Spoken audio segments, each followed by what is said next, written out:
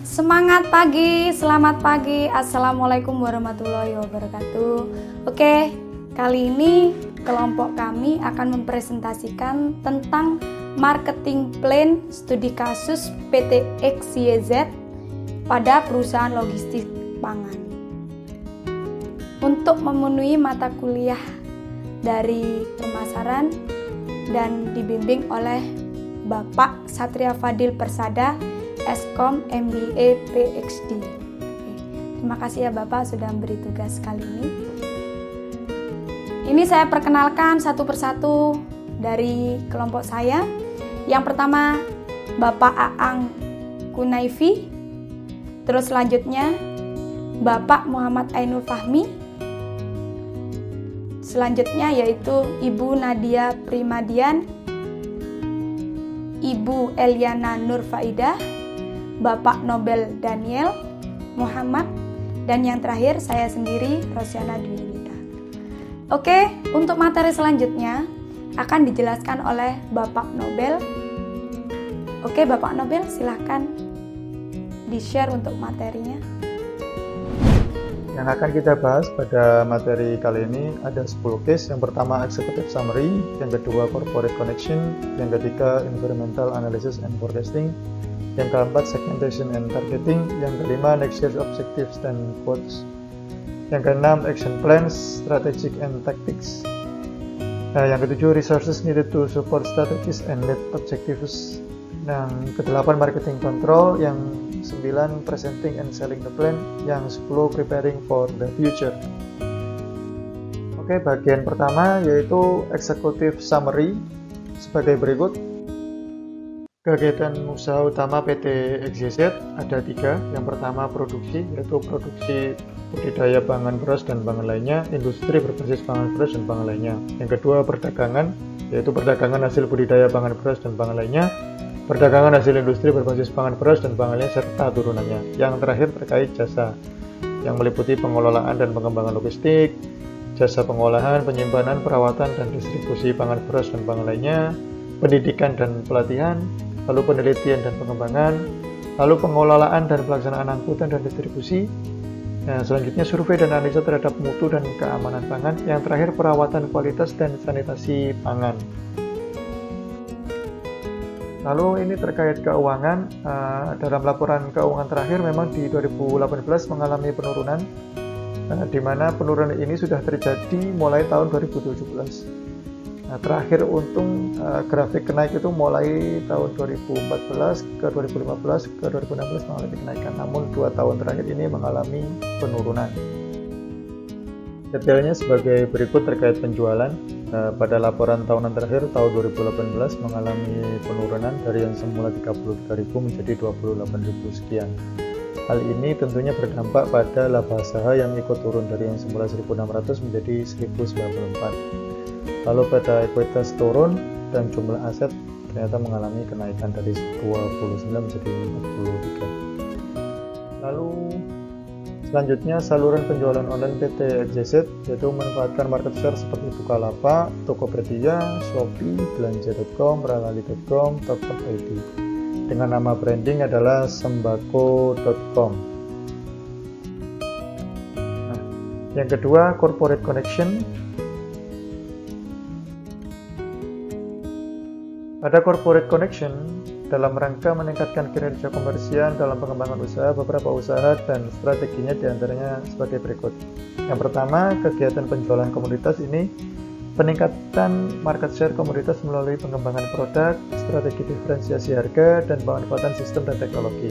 Ini dengan nama branding Sembako.com.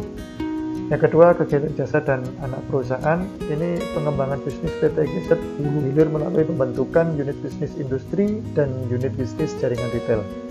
Lalu sinergi strategi bisnis antara PT XYZ dengan bisnis anak perusahaannya. Selanjutnya e-commerce PT XYZ untuk pangan. Jadi kerjasama PT XYZ dan swasta untuk memenuhi kebutuhan pangan di era digital 4.0. Jadi Sembako.com ini bekerja sama dengan e-logistik terbesar di Indonesia, iStore Aizen, lalu bekerja sama dengan penyedia jasa ekspedisi, JNT, JNE, Tiki, Pos Indonesia, lalu bekerjasama dengan platform online e-commerce seperti Shopee, Tokopedia, Bukalapak, dan lain sebagainya dengan memanfaatkan 1.500 gudang di seluruh Indonesia yang dimiliki oleh PT XYZ.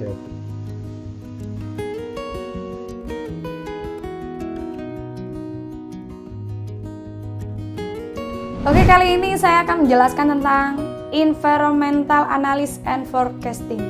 Nah, di sini saya sebutkan sembako.com gak pakai antri. Di sini ada faktor lingkungan utama yang menjadi karakteristik dari sembako.com ini. Faktor utama atau lingkungan utama usaha sembako.com ini tidak ada matinya. Mengapa demikian? Karena barang yang dijual oleh kami yaitu sembako merupakan bahan kebutuhan pokok untuk hidup manusia sehari-hari. Yang pasti usaha yang tidak ada matinya. Belanja di sembako.com tidak perlu mengantri di toko, tapi cukup langsung pencet-pencet di handphone Anda. Order bisa dilakukan di mana saja dan kapan saja melalui marketplace, shop, Tokopedia, Bukalapak, dan belanja. Dan barang akan langsung diantar oleh kami ke rumah Anda. Oke, next. Nah, di sini untuk sembako.com ini dia memiliki kompetitor. Kompetitornya apa saja? Di sini ada Lapak Sembako, ada Sembako Plus, ada Wahyu Mart, Fastara, dan yang terakhir yaitu pesansembako.com. Nah, kompetitor-kompetitor ini tentunya yang menjadi saingan dari sembako.com itu sendiri. Next. Di sini analisis kompetitif dari sembako.com. Riset pasar sangat penting untuk mengetahui tingkat persaingan usaha sejenis. Mengapa demikian? Sudah berapa banyak online sembako yang sudah terbuka? Ini dianalisis berapakah kompetitif dari sembako.com itu sendiri. Kemudian, luangkan waktu untuk mensurvei setidaknya 3-4 toko online. Pilihlah toko online yang terlihat ramai pengunjung.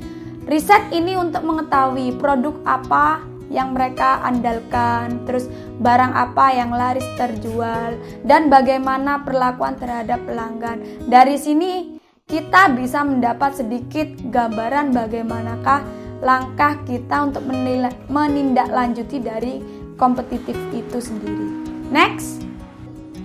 Di sini environmental analysis and forecasting ada tren pasar. Nah, tren pasar itu sendiri merupakan sebuah usaha tidak bisa mengalahkan tren tanpa mengikuti tren itu sendiri. Pada umumnya, para konsumen akan selalu tertarik dan memiliki perhatian lebih kepada perkembangan tren yang baru. Oleh karena itu, secara tidak langsung, kita juga bisa mengetahui minat para konsumen saat ini. Kalau sama tren pasarnya belanja online, ya kita ikuti bagaimana tren pasar saat ini. Tidak ribet, tidak antri, dan lain sebagainya. Jadi, sembako.com ini mengikuti tren pasar yang seperti itu. Setelah itu, kita lihat potensi pasar. Melakukan pendekatan permintaan, pendekatan penawaran, mengamati kebutuhan yang paling banyak diinginkan. Kapan mereka membutuhkan produk, sesuaikan produk dengan gaya hidup dari konsumen Anda. Setelah itu baru di riset pasar. Kenapa langsung riset?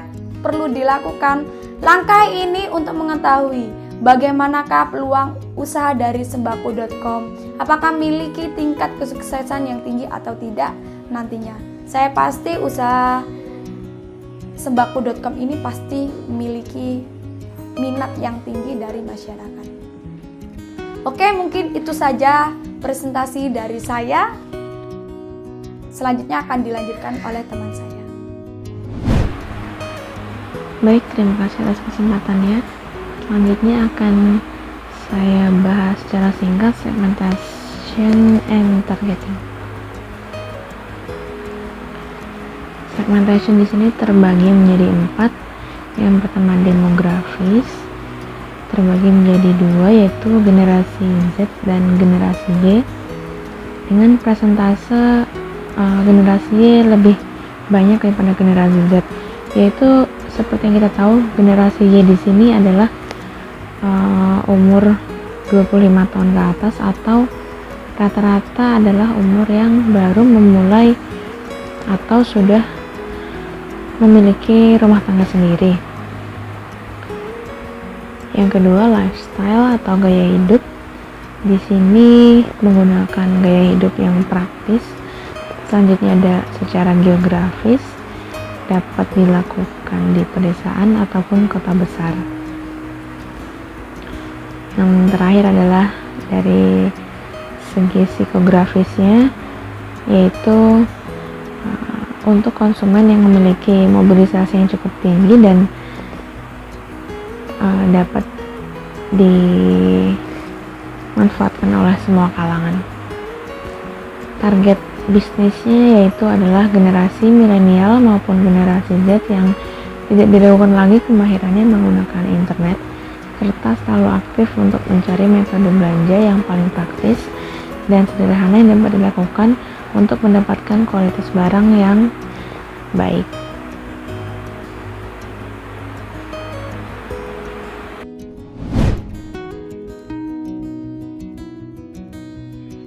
Dalam marketing objektif, kami menggunakan sales volume dan market share untuk menentukan tujuan dari perusahaan kami. Dalam sales volume, kami menargetkan kami dapat menjual beras di tahun kedua sebesar 3.312 kg per bulan. Sedangkan untuk market share-nya, kami menargetkan untuk dapat mencapai 35% pada tahun kedua. Return of investment kami gunakan untuk mengukur kedua parameter, yaitu sales volume dan market share. Dengan target sales volume yang meningkat pada tahun kedua dan target market share yang diharapkan yaitu sebesar 35%, dibutuhkan kurang lebih waktu selama 16 bulan untuk dapat mengembalikan semua modal yang tertanam di tahun pertama. Yang keenam adalah action plan yang meliputi strategis and taktik.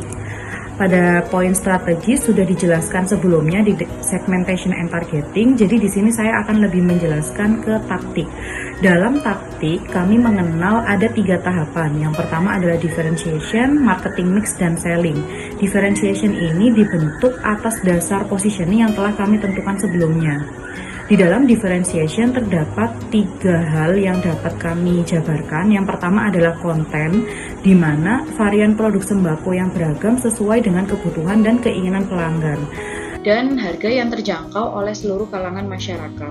Sedangkan untuk konteks yang kami tawarkan pada differentiation yaitu kualitas produk sembako yang terjamin karena bahan baku yang berkualitas, kemudian reputasi yang kredibel karena memiliki brand yang kuat yaitu sembako.com, dan yang terakhir adalah availability dari produk di pasaran terjamin karena memiliki sistem distribusi yang baik.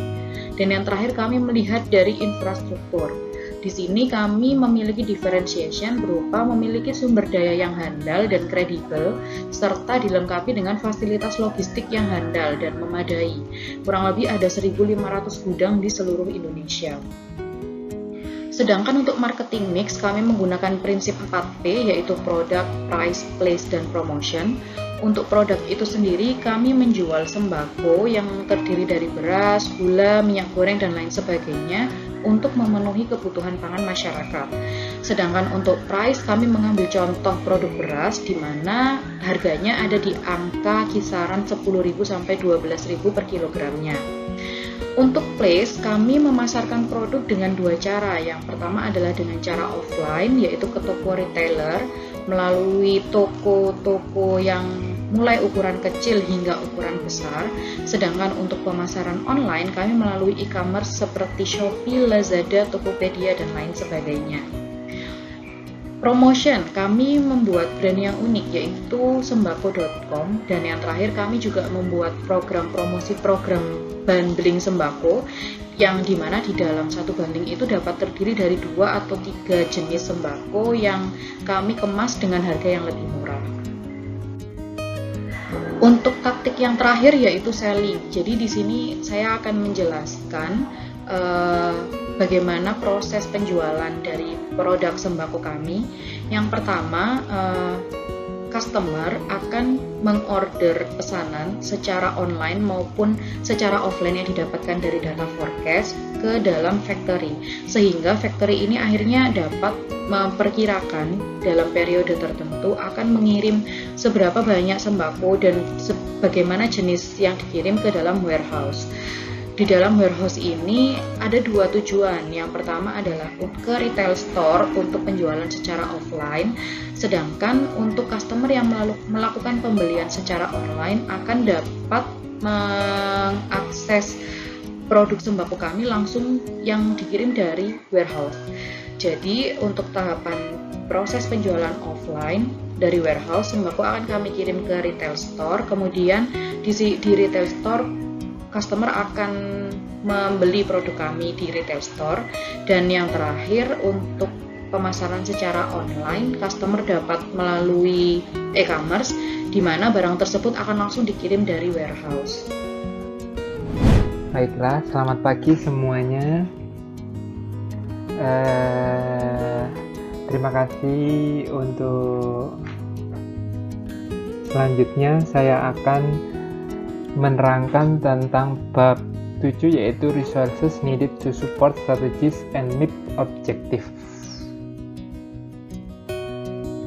Yang pertama yaitu yang jelas kita membutuhkan infrastructure support. Infrastructure support ini yang jelas adalah kita butuh semua perlengkapan yang ada di warehouse-nya sendiri serta perlengkapan yang ada di warehouse-nya. Kemudian untuk menunjang warehouse pastinya kita butuh yang namanya rice milling, karena rice milling ini digunakan untuk suplai dari beras, karena core bisnis dari PT XYZ ini sendiri yaitu produksi beras. Kemudian kita butuh yang namanya sealing bar atau sealing mesin atau vakum mesin, di mana vakum mesin ini digunakan untuk packaging supaya ketika disimpan di warehouse itu lebih tahan lama. Kemudian warehouse-nya kita bicara warehouse dari PT XYZ ini terdiri dari 5 warehouse, dan memang saat ini itu ada di Pulau Jawa. Yang pertama yaitu ada di Bandung, nama warehouse-nya Bandung Lautan Api. Yang kedua di DKI Jakarta yaitu warehouse-nya Warehouse Sarina. Kemudian di Yogyakarta Gajah Mada, di Semarang, di Ponorogo, dan di Surabaya Pahlawan. Kemudian untuk struktur organisasi dari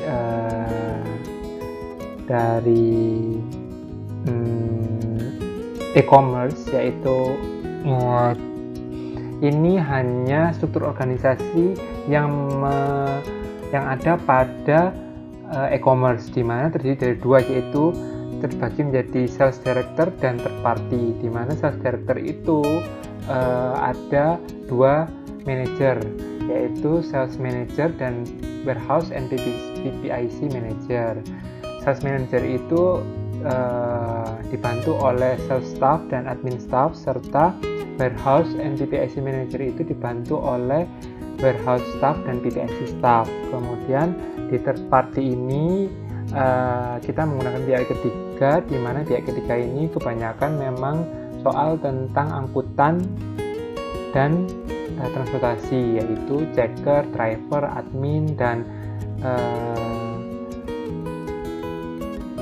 seperti buruh angkut seperti itu. 3PM itu buruh angkut. Kemudian kita akan ke bab 8 atau marketing control. Nah, marketing control ini terbagi menjadi product launch, market plan schedule. Jadi plan schedule ini memang diplankan mulai tahun 2020, di mana e-commerce ini memang sesuai rencananya memang sudah berjalan di tahun 2020 Januari sampai April, di mana ini merupakan plannya, dari Januari ada market analysis, business plan di Februari, kemudian Februari Maret ada projection, price definition di bulan April, market requirement, brand solution message. Kemudian di bulan Mei ini itu kita sudah mulai customer profile, sales strategy, kemudian training, kemudian team development, serta virtual sales di bulan Mei ini. Nah, kemudian dari market ini adalah marketing kontrol yang kami lakukan. Jadi sudah sampai sejauh mana sih market plan yang sudah dilakukan? Ternyata dari kita bisa lihat dari sales objektifnya. Dari sales objektif di sini itu ternyata sales kuotanya itu kalau dilihat dari sales forecast dan sales aktualnya memang lebih atau setidaknya melampaui sales forecast-nya. Jadi sales kuotanya lebih dari 100% semuanya. Namun memang yang paling tertinggi di bulan Januari karena memang itu yang dimulai dari e-commerce. Namun dilihat dari pencapaiannya memang semakin lama semakin tinggi sales objektif. Kemudian nah ini kita bisa lihat nih sales forecast dan sales predict sales evaluation-nya. Sales forecast-nya kan kita bisa lihat tadi dari tabel yang tadi itu kita buat grafik dari Januari sampai April. Sales forecast-nya kita memforecastkan naik. Kemudian setelah tahu sales aktualnya ternyata memang mengikuti sales forecast-nya. Nah nantinya kedepannya nanti ada yang namanya sales plan nanti yang akan dibahas nantinya. Silakan Mas Aang. Assalamualaikum warahmatullahi wabarakatuh. Melanjutkan materi berikutnya yaitu materi terakhir ya, yaitu presenting and selling the plan, terus kemudian preparing for the future. Untuk presenting dan selling the plan ini ada 7 ya untuk selling marketing plan-nya. Yang pertama adalah blog. Kita coba buat blog untuk cara pemasaran, terus memanfaatkan media sosial, ada Facebook, WhatsApp, terus Instagram, Twitter. Ini yang ketiga buat halaman bisnis seperti bisnis page untuk Facebook, terus kita bisa juga posting di Pinterest atau Instagram, memanfaatkan email marketing dan email reminder. Terus juga coba iklan pay per click ya, biasanya ini ada di waktu kita keliling ria ya, ini selalu muncul iklan pay per click ya. Terus yang lagi ngetrend juga sekarang yaitu adalah mengadakan webinar secara online ya, untuk mengenalkan produk-produk pada calon konsumen. Untuk selanjutnya ini kita ada konsep tim ya, dikarenakan kita memiliki 6 distributor besar di Jawa. Kita memiliki di setiap distributor memiliki 3 sub posisi ya. Yang pertama adalah sales manager, sales supervisor sama sales representative ya. Nah untuk sebelah kiri itu adalah konsep kita untuk membuild tim sales ya, karena kan kita fokus ke virtual sales, maka kita membentuk tim itu juga berbeda. Soalnya kan khusus untuk virtual sales. Yang pertama itu kita ada training, terus tim development, perspective optimization, CRM, customer relationship management, dan pipeline reporting ya. Menarik pipeline reporting di sini, yaitu adalah sebuah konsep visualisasi ya, di mana kondisi tahapan penjualan dalam kurun waktu tertentu itu kita dapat ngecek ya secara real time.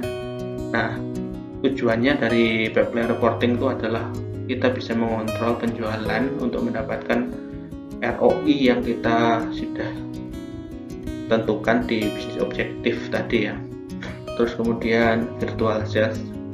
Nah kita di selanjutnya akan coba bahas virtual sales ya. di sisi lain, setelah kita menyiapkan cara-cara marketing, kita juga harus menyiapkan tempat untuk barang yang akan kita jual, yaitu adalah